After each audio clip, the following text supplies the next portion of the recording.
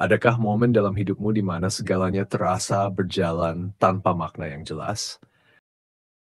Pertanyaan filosofis yang bisa mengubah cara pandang hidup.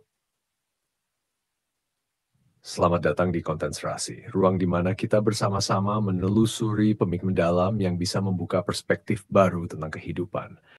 Adakah momen dalam hidupmu di mana segalanya terasa berjalan tanpa makna yang jelas? Seperti berada di tengah labirin, tak tahu arah mana yang harus ditempuh. Sementara pertanyaan-pertanyaan besar terus menghantui pikiranmu. Di video ini, kita akan membahas 3 pertanyaan filosofis yang tampaknya sederhana, tetapi bisa mengubah cara kita memandang hidup. Pertanyaan-pertanyaan ini telah menjadi bahan renungan para filsuf selama ribuan tahun. Dan mungkin jika kamu berani merenungkannya, jawaban dari pertanyaan-pertanyaan ini bisa mengubah hidupmu juga. Mari kita mulai dengan pertanyaan pertama, kebahagiaan. Semua orang mencarinya. Tapi apa sebenarnya kebahagiaan itu? Apakah kebahagiaan adalah ketika kita memiliki banyak uang, karir yang sukses, atau keluarga yang harmonis? Aristoteles, salah satu filsuf terbesar Yunani, memperkenalkan konsep eudaimonia, yang berarti hidup yang baik.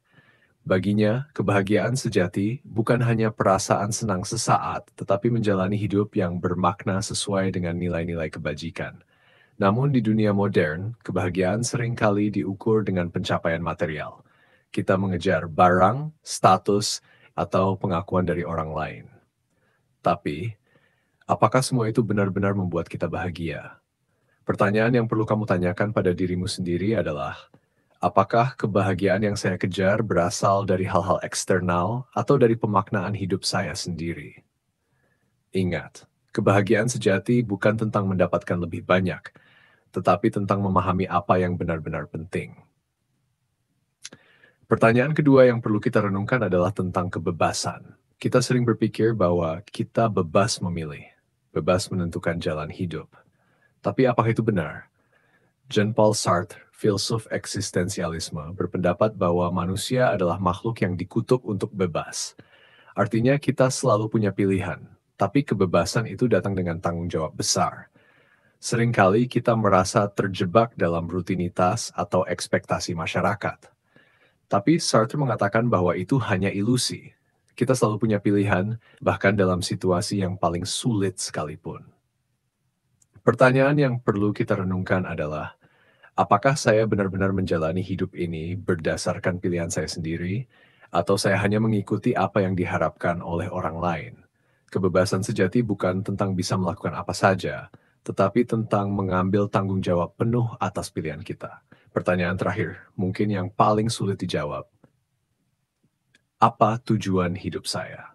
Viktor Frankl, seorang psikiater dan filsuf yang selamat dari kamp konsentrasi Nazi, menemukan bahwa manusia bisa bertahan dalam penderitaan yang luar biasa jika ia menemukan makna dalam hidupnya. Frankl mengatakan bahwa tujuan hidup bukan sesuatu yang diberikan oleh orang lain.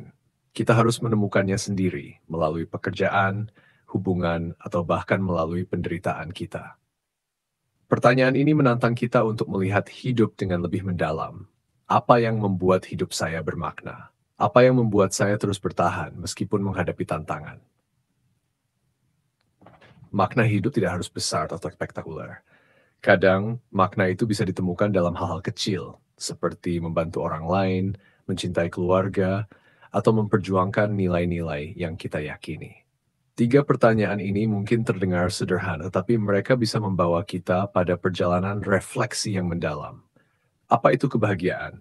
Apakah kita benar-benar bebas? Apa tujuan hidup saya?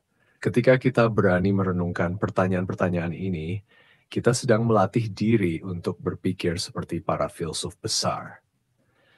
Ingatlah, hidup yang penuh makna bukan tentang memiliki semua jawaban, tetapi tentang terus bertanya.